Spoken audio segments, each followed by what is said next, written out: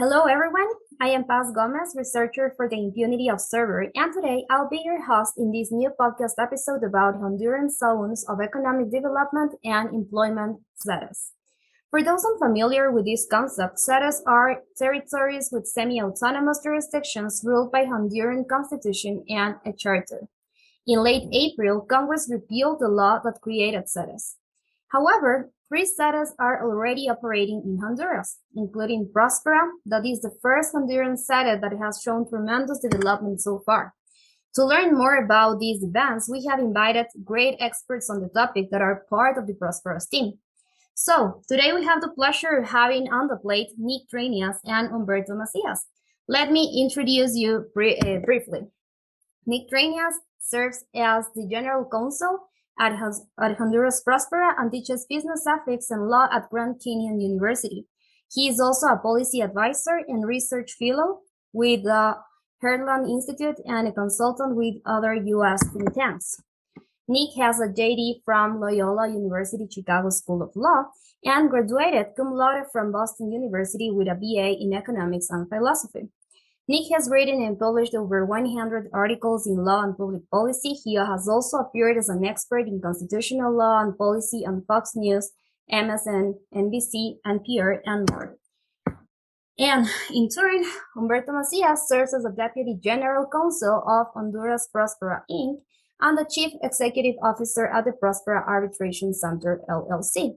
Prior to Prospera, he held positions as a transactional attorney at prestigious law firms including Clifford Chance in Singapore and Skadden Arps, Slate, Meagher, and Flom LLP in Los Angeles, California. His pro bono activities at these firms included representing Nobel laureate Paul Romer's charter cities and a young Honduran boy in his asylum case in the United States. Both experiences eventually led him to Prospera and Honduras. Humberto has a JD from Harvard Law School, a BA in economics, and a master's degree in sociology from Stanford University. Humberto speaks Spanish and is originally from Los Angeles, California. Nick and Humberto, it's a pleasure to have you here today. Welcome. Thank you for having us. Yeah, thank you very much for this opportunity. Well, so the idea of this podcast episode is to discuss, as I told you, a little bit of what is happening right now in Honduras after the Congress repealed the law that created the ZEDEs, and there has been some uncertainty of what is going to happen with these projects that are already working and operating in the country. So I would like first to ask you, how is Prospera actually promoting economic development? Because this has been the discussion that ZEDEs are undermining the sovereignty of the country and things like that. But we can also see that there are some indicators, economic indicators, that these projects, that ZEDEs, are actually promoting development in the country. So what can you tell me about that in the case of Prospera?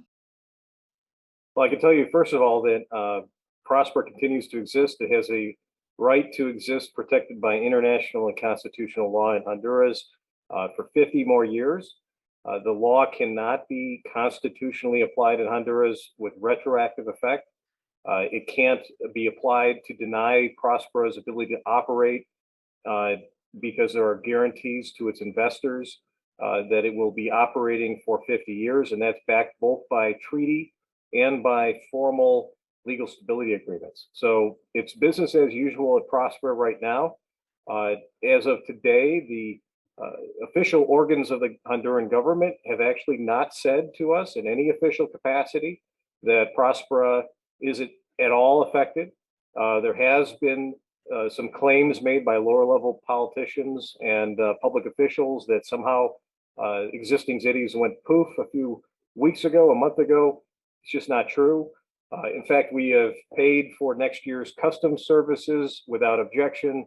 We've reached out to every agency in Honduras explaining our position, which is clearly established by the law, and none of them have contradicted it so far.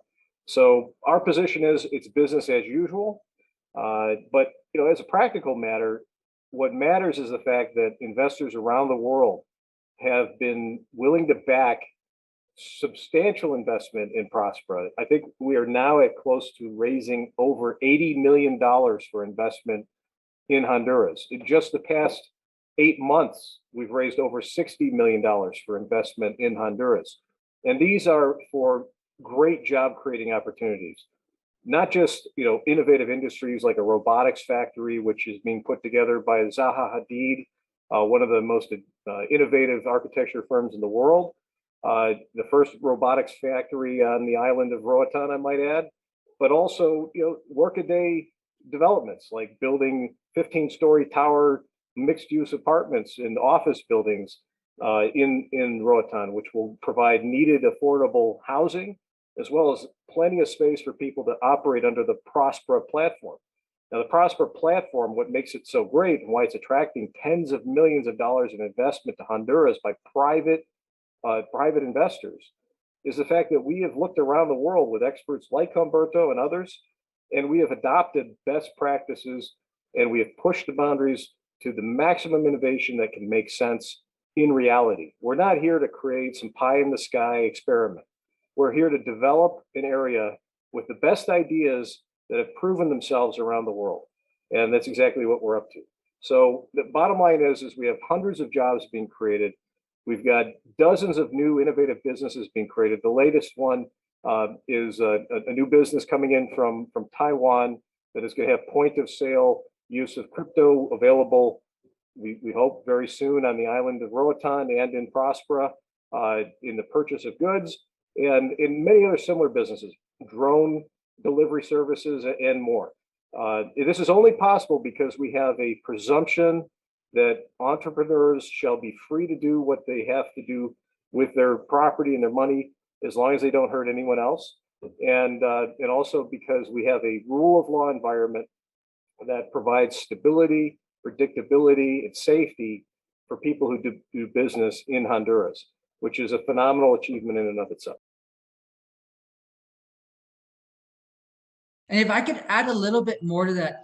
So the points that Nick was mentioning, they have a lot to do with improving the ability of investors or entrepreneurs to do business in the jurisdiction.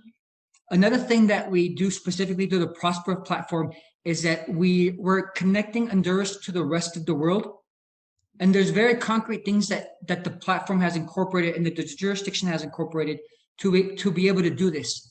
And they include things like, for example, being a bilingual jurisdiction. So we have English and Spanish used within the jurisdiction. You also have the dollar that's being used within the jurisdiction. So it just makes it easier for people to come here and understand what's going on and to invest. We have a legal framework that's based on the common law. So if you look at a lot of the top international financial centers, they use the same type of legal framework. So you're thinking about London, New York, Dubai, Singapore, Hong Kong. So we make it so that it's compatible. So it's something that's very easy for these investors, the talent and the resources to transfer to Honduras. And also we have a world-class e-governance platform that was developed by the e-Estonia team. So those are some things that we do to make it easier to connect this country of Honduras with the rest of the world. If I may just address the supposed criticisms of the ZEDEs and of Prospera. I think it's important to put it in perspective. The Gallup polling company recently commissioned a Gallup poll with a less than 3% margin of error, over 1,000 Hondurans polled, that discovered that in the last election, only 3% of the voters who supported the current administration actually opposed ZEDEs. Now, 3% really means around 2% of the overall voting population. And if you think about the margin of error, that could be anywhere from 0 to 5% of the voting population in Honduras. So the reality is that there was a very effective narrative during a political campaign by a tiny, fringe, ideologically possessed minority that gave itself the appearance of being much bigger than it really was, when in reality, it was a tiny, insubstantial fraction of the Honduran people. And it makes sense because the Honduran people live under tremendous conditions of poverty and corruption and injustice. The last thing that a common sense Honduran wants is to reject tens of millions of dollars in new investment, to reject an easy way to do business, to reject making, well, in Prospera's case, 7 times the average wage in Honduras, right? So the fact of the matter is, the supposed narrative of how ZEDEs are so bad, it's actually a concoction, an illusion of very skilled political actors who represent a tiny fraction of 1% maybe of the Honduran electorate that has manipulated the media for the past 2 years. In reality, Hondurans want what Prospera has to offer. Hondurans want the jobs, they want the investment. And I think that this administration is going to see through the tiny minority that opposes ZEDEs as they watch investment being deployed in Prospera successfully. And then let me just lastly add one point. You know, a lot of the opposition by this tiny fringe minority, this 1% or less, is based on these sovereignty arguments that somehow it's inherently against sovereignty for Honduras to have a location where the best policy ideas in the world are deployed for the Honduran people. Well, number one, that's fundamentally a flawed understanding of sovereignty. The purpose of sovereignty is to enable people to have dignity and to flourish within their home countries. And there couldn't be a better use of sovereignty than to bring to Honduras the best ideas, the best policies, and tens of millions of dollars of investment from around the world. It's about time that Hondurans had that option in their backyard so they don't have to go anywhere else. We need to stop the brain drain from Honduras. We need to make sure that the talent that exists in Honduras, which has been incredible that I've encountered and that Humberto's encountered, stays in Honduras with the opportunities they deserve. And that's what Prospera enables. And then the other thing to emphasize is that Prospera is not doing anything new. The United States is a collection of 50 states, each of whom have their own court systems, their own tax systems, their own laws. They all exist autonomously and they compete with each other. And as a result, you have a better country for it. You don't have a loss of sovereignty when California and Texas are vying for Tesla's factory. No, you've got better policies. They do more to help that investment happen. And that's exactly the dynamic that Prospera allows to occur inside of Honduras, where you now have a true competitive governing body that can show what best practices look like, prove that they work, deliver outcomes that are measurable in the near term, and hopefully have spillover effects of encouraging all the other municipalities and maybe even the national government to adopt some of the same reforms. Thank you, Nick. Yes, and I believe that what you said at the end, it's very important to not only understand but to communicate what is exactly the purpose of ZEDEs and what they can achieve. And regarding your explanation about the importance of ZEDEs to Honduras, we were talking this before with Humberto, and what I was telling is that at the end of the day, we see that Hondurans are leaving the country because of the lack of economic opportunities and everything. And what really Honduras needs in this moment, after the economic lockdowns of the COVID-19 pandemic and everything, is more jobs, more investment, and everything. So in that sense, I would like also to know how is Prospera engaging with the community, with the locals, to create these opportunities, and also I believe that locals are also supporters of what Prospera is creating. So what has been their reaction to these policies? As you say, they do not affect Prospera per se, but these are creating public opinion impact, right? Well, Paz, I'll start with this question. So in terms of how we've been engaging with the local community, from the beginning, before we started the project, when we arrived to the island, we were engaging with business and political leaders and different groups, and especially with the community next to ours named Crawfish Rock. And one of the reasons is because if we're going to demonstrate that this platform is intended to create prosperity, our neighbors seem like they would be the ones best positioned to benefit from it. So what we started doing is we started developing and bringing in local business people, small and medium-sized businesses and different entrepreneurs who have been helping us to create the jurisdiction and the infrastructure. And right now, if I'm not mistaken, we have about 100 businesses operating within the jurisdiction, and this includes businesses that includes businesses specifically that are registered within Prospera. And then there are also businesses in the rest of Roatan and the rest of the country that provide, and they provide services and goods to the businesses there and the residents there. So there's been quite a lot of economic development that's been starting to flourish, as we've been developing the jurisdiction. And I think in terms of the reaction to the repeal, I think this really depends a lot on the specifics of the individual, because everybody has different interests and different worldviews.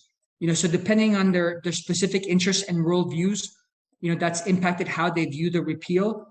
When you're talking about people that are familiar with Prospera and they recognize the potential that we have for the island and for the country, I think for them, it's very hard to understand why this would be repealed, because they see that we've started generating a lot of jobs and that we have a lot of potential.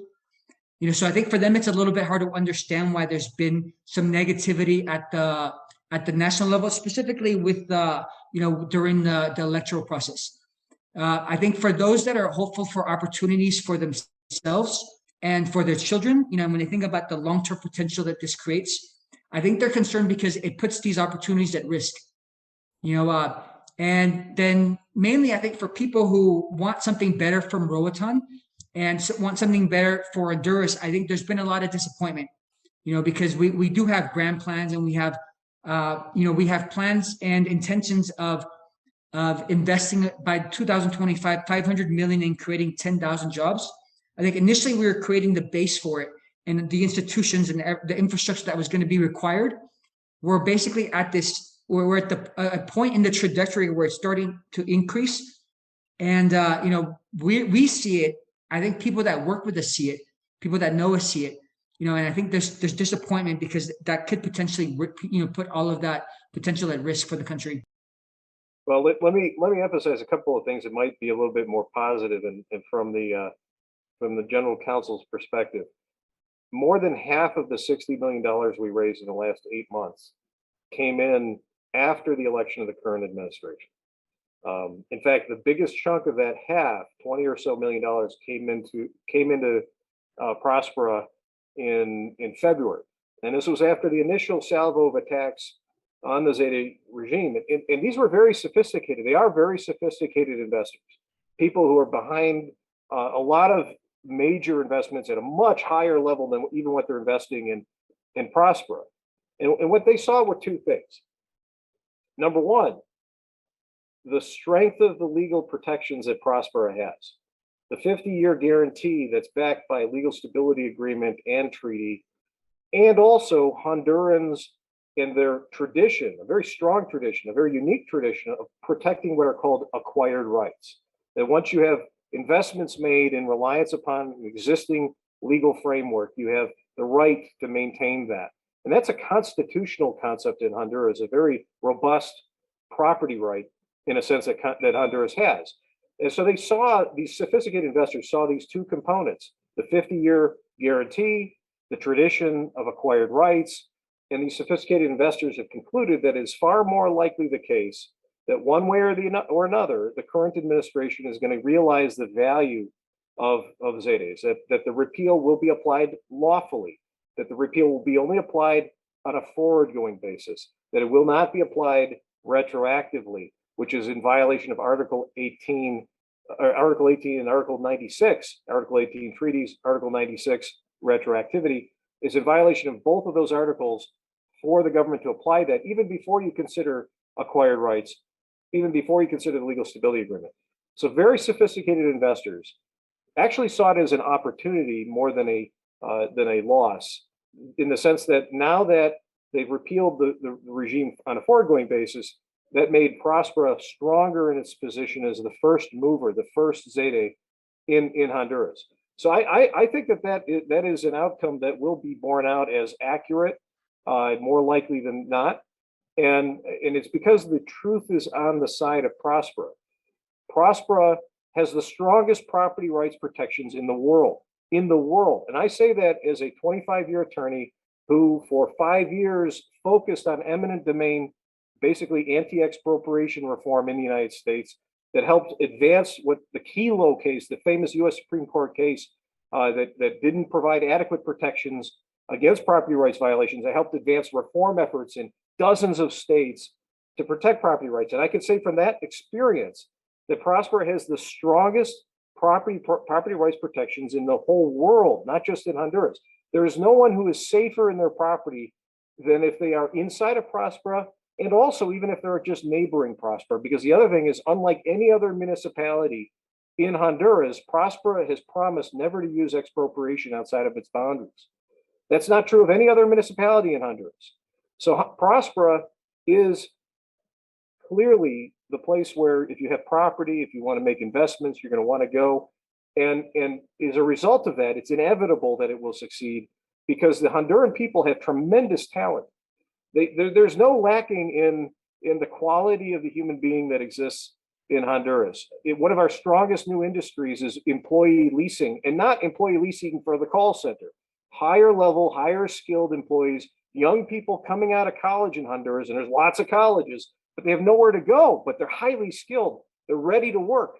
And we are discovering through having Prospera and making it easy for other countries or other companies from around the world to hire, that young people who come out of college skilled can find a job right at home and on a great, in Roatan of all places. I mean, it's heaven on earth.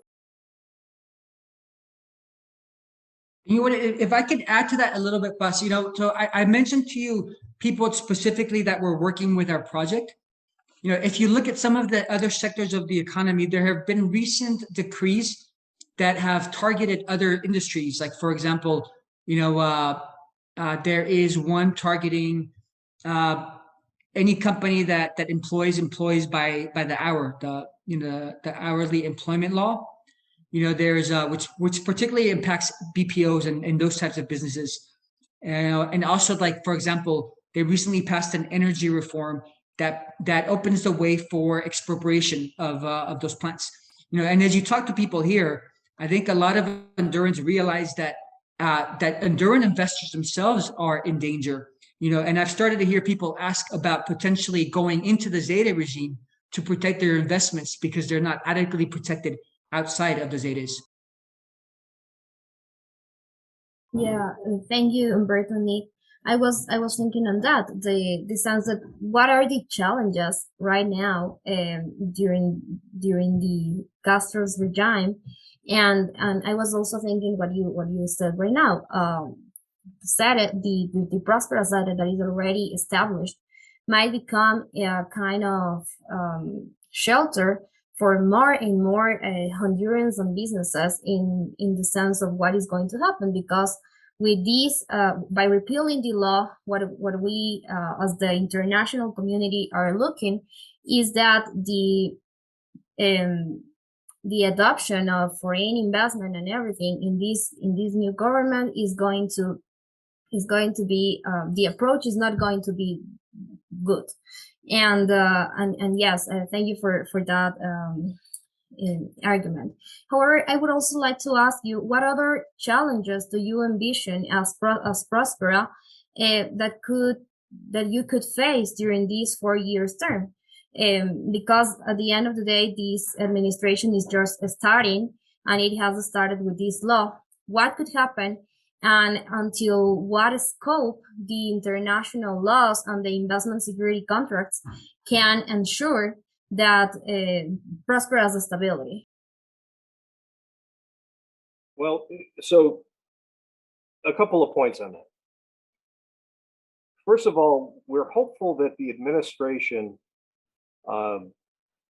is in the process of learning on the job, in the sense that they're delivering campaign promises that they made early, but that they're going to mature and grow through the years. And one of the things that we've done very carefully at Prospera is try to develop a policy set that can be appealing to people across the political spectrum. That anyone of good faith and good intention can say, hey, yeah, that's either great or it's good or it's not so bad. And I think that the key challenge that we therefore face with the current administration is to demonstrate how we are achieving in Prospera the values that they have. And some of those values that include things like environmental protection.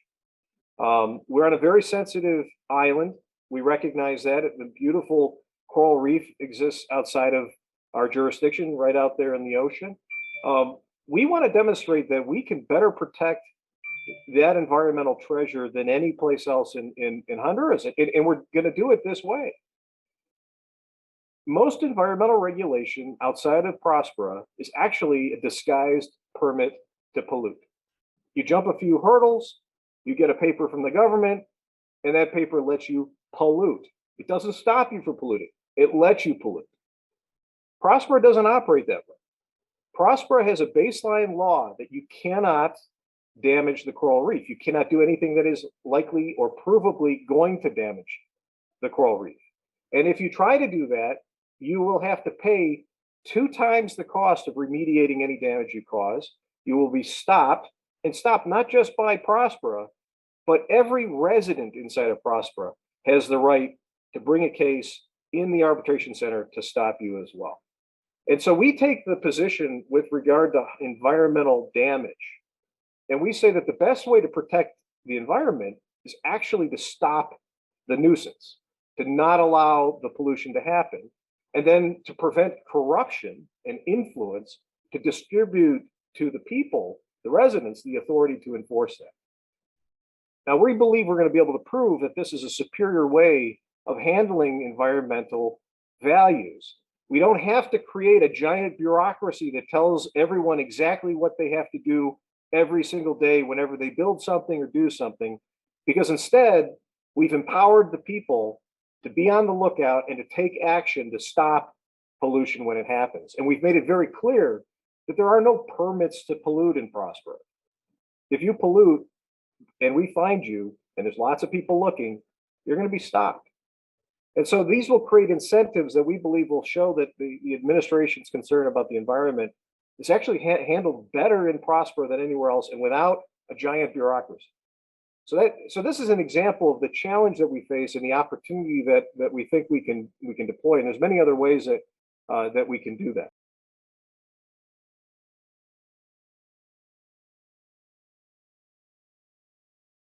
Okay, thank you, Nick. Yes, and well, just to start closing the podcast, I would like to ask you how more beyond Prospera, how do you perceive that this policy, as you say, maybe the government is maturing in the process, but how do you feel these would affect further foreign investment and entrepreneurship in the country? Well, it could be better, that's for sure. But the fact that so far, again, we're doing this day by day. You don't know what's going to happen the next day, and that's part of the problem. But so far, the administration hasn't rolled in the tanks. They haven't shut us down. And they haven't been as aggressive, even with us, as they were with the energy industry, or they were with the community teachers. And so there is reason to believe that at some level in the current administration, there's a recognition of the rule of law, at least as applied to Prospera, cross your fingers. And because of that, there's reason to believe, even outside of Prospera, that things aren't going to be as dire as they could be. Or even if they are outside of Prospera, there's going to be an escape that Hondurans can have, businesses can have, workers can have to Prospera, to prosper, regardless of what happens outside of Prospera. So the nice thing about Prospera is people don't have to run to Canada or the United States or Mexico to escape maybe some bad policies that exist in the country. They have the opportunity at home. Prospera is about 1,000+ acres right now. It's on the mainland and it's on the island. And there's going to be businesses growing here that will give people opportunities.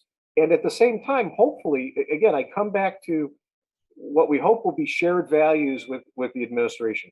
as people perhaps migrate into Prospera to do things that they can't do as easily outside of Prospera, and all these good things happen, more jobs, better pay, more clean air, more clean water. If all of that starts happening in front of the administration's eyes, and they really mean that they value these things, then maybe it will moderate the administration, and maybe it will even improve the policies they adopt. Once we get past the political season.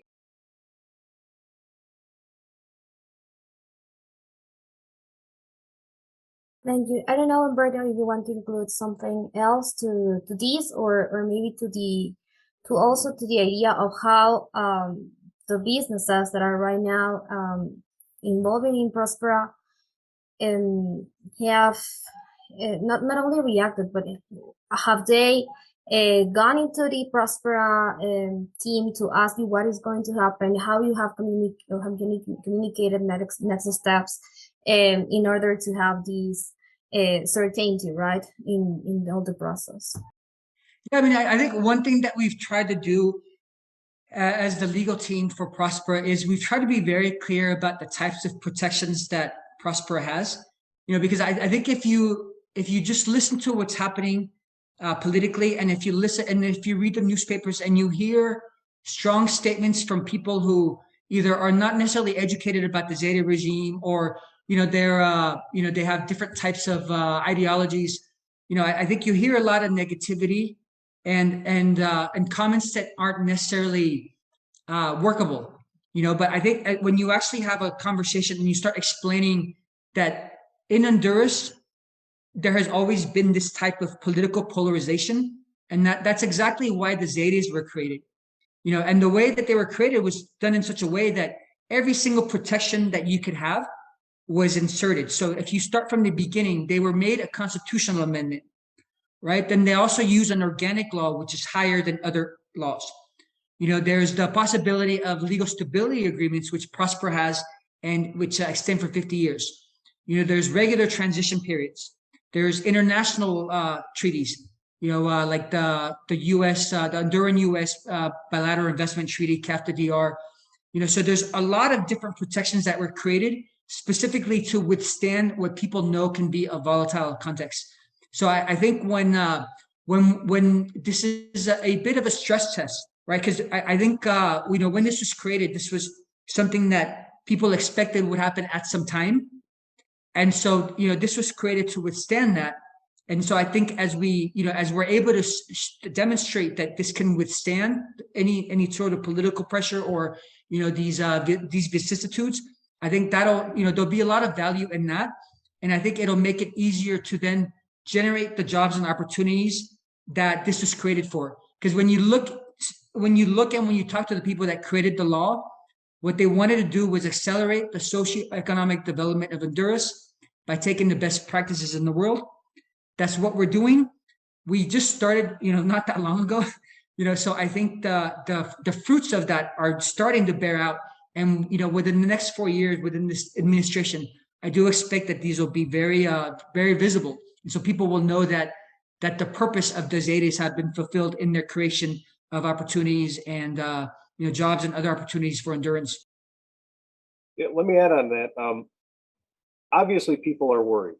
The Honduran businessmen that come in and are working with us, they're saying, what's going to happen? And we do have some investors have asked us, what does this mean? We have a whole community online, a Discord, which we should probably get you an invite to if you're not on it. But we've had lots of questions from folks who are just interested in Prospera. But what I keep coming back to is, not only the strength of these legal stability agreements, but the dedication of our investors. See, our investors understand what we're trying to do here. We are going into areas where it's not easy to have a rule of law environment. We're going into places that are known to be unstable. We're going into places that some people would regard as, I don't regard it, but some people would regard as hopeless. So our investors are aware of this. They know that we're going into a place that is very challenging. And yet they've given us tens of millions of dollars because in the end, the human spirit can overcome these things and they know it. And they just need to get the right team in place.